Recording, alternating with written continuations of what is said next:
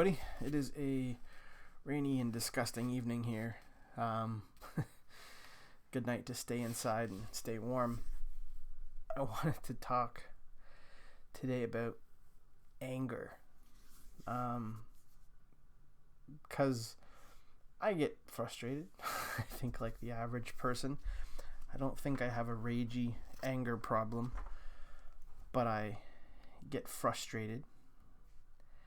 I'm talking about this because actually we just went out for dinner, and my son, who I swear is 50 and not 5, asks some very deep questions. The other day he asked me where my happy place was. His was remarkable, almost made me tear up. That'll be a different post. But tonight he asked us, he asked my wife and I, how do we deal with anger? How do you not get angry? And it's interesting. Like, we both kind of struggled with how to answer that. I've actually worked a long time. Some of my very, very early posts talked about how to control anger and runaway emotions. And I've used a lot of techniques and tactics to help stop the process of getting angry, how to intercept negative thoughts and those sorts of things. And I think they're effective, and I've talked about them before. I don't need to talk about them again.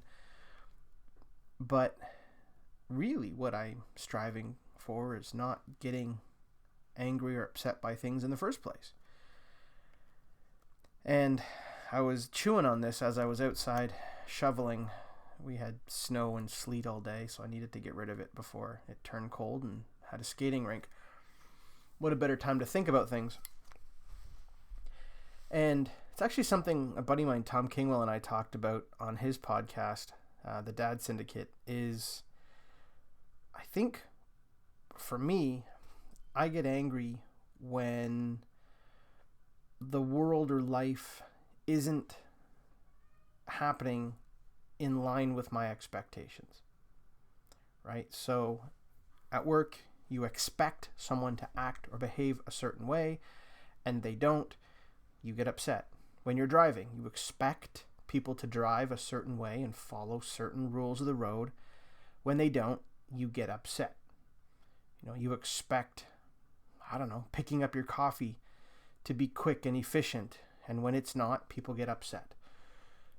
I think it is a misalignment of expectations, or rather, that we have too many expectations. We expect life to go a certain way. And I've tried really hard to have no expectations. And that's not the same as having negative expectations. I don't expect people will let me down. I don't expect people to fail. I don't expect life to be hard. But at the same time, trying to manage your expectations and have very few expectations, I think, can actually lead to tremendous upside. It really allows you to enjoy when things go really well, and it closes the gap between what you expected and what actually happened. So if something does go really badly, at the very least, you're not really disappointed. You're only kind of disappointed, maybe.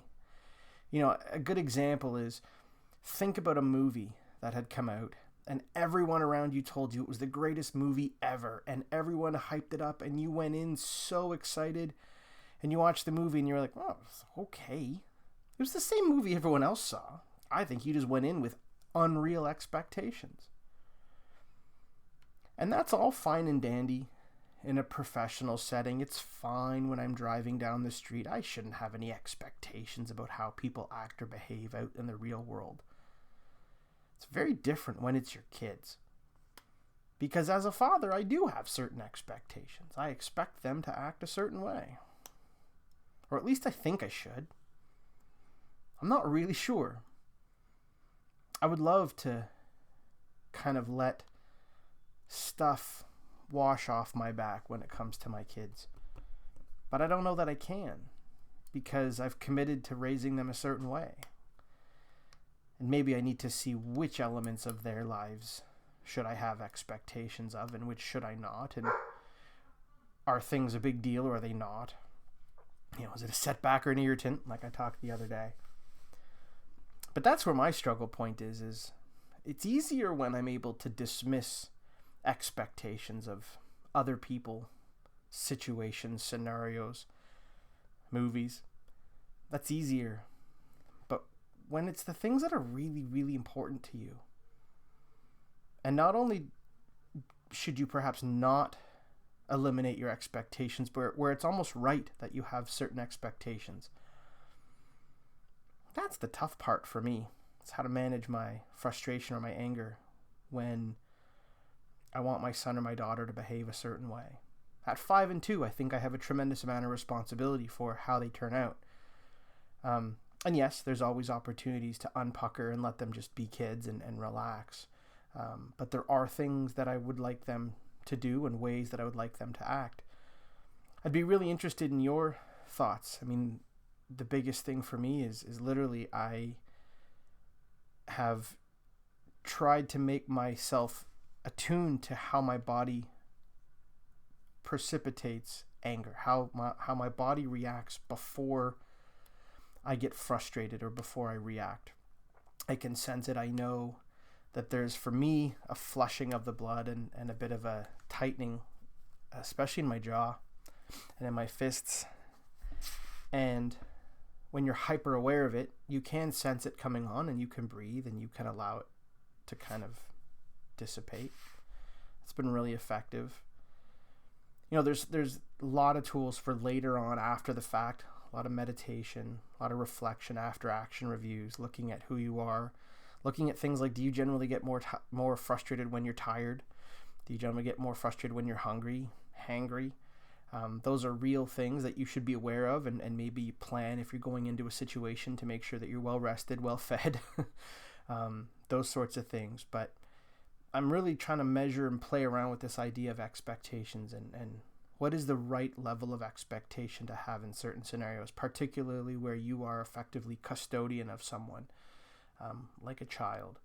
So anger is interesting, and I wasn't particularly angry, although he's not listening again today, and we've had some timeouts, but that's okay. That's part of the growing and learning process. But anyway, anger, it's an interesting one. I'm going to chew on it some more, but I really think that the solution to avoiding most types of anger is having the right level of expectation, not having your expectations set too high, so that gap when someone does something that isn't how you would expect it to be, the frustration or the impact is minimized. I still don't think that expecting people to let you down, expecting people to be bad drivers, expecting things to go to shit is the right approach, because I really do just think it puts a nasty veneer on life that is just unpleasant, and I would rather not live that way. I'd rather deal with little bouts of frustration and let down than expect everyone to let me down. But anyway, I'm playing around with this idea of zero expectations. I wonder what your thoughts are, if you've played around with this, if you have some of your own approaches to dealing with anger, not only in the long run, but in the moment, in the heat of it. That's when it really matters. It's great to be a really good, to be someone who can really apologize well. That's fantastic. I'd love to get to a point where I don't have to apologize. So, anger, it's a bugger, isn't it? Anyway, I look forward to your thoughts. I hope you have a wonderful night. We'll talk to you tomorrow.